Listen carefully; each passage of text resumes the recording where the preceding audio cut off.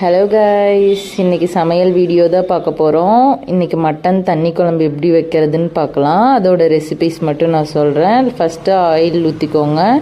இஞ்சி பூண்டு பேஸ்ட்டு போட்டு நல்லா சாட்டே பண்ணிட்டு ஒரு பச்சை மிளகா கருவேப்பிலை இலையும் போட்டு நல்லா சாட்டே பண்ணிக்கோங்க. பண்ணிவிட்டு தக்காளி மட்டும் போட்டுக்கோங்க. எங்கள் ஊர் ஸ்டைலில் நாங்கள் ஆனியன் ஆட் பண்ண மாட்டோம். ஸோ அதனால் தக்காளி மட்டும் 2 கட் பண்ணி போட்டுக்கிட்டேன்.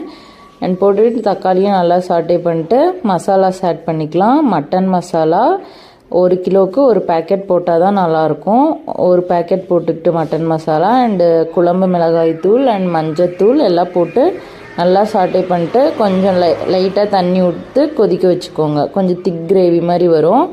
எண்ணெயும் நல்லா பிரிஞ்சு வந்துடும். அப்போ நீங்கள் மட்டனை போட்டு கொஞ்ச நேரம் நல்லா சாட்டே பண்ணிவிட்டு தண்ணி ஊற்றி ஒரு 5 to 6 விசில்ஸ் போட்டு நல்லா குழம்பு கொதிச்சதுக்கப்புறம் தேங்காய் கடலை அரைச்சி ஊற்றிக்கிட்டு நல்லா கொஞ்ச நேரம் கொதிக்க வச்சுட்டு கொத்தமல்லி தழை போட்டு இறக்கிட்டிங்கன்னா கமகமகமான மட்டன் தண்ணி குழம்பு ரெடி ஆகிடும். இதுக்கு இட்லி, தோசை, சாதம் எல்லாத்துக்கும் வச்சு சாப்பிட்லாம். சூப்பராக இருக்கும்.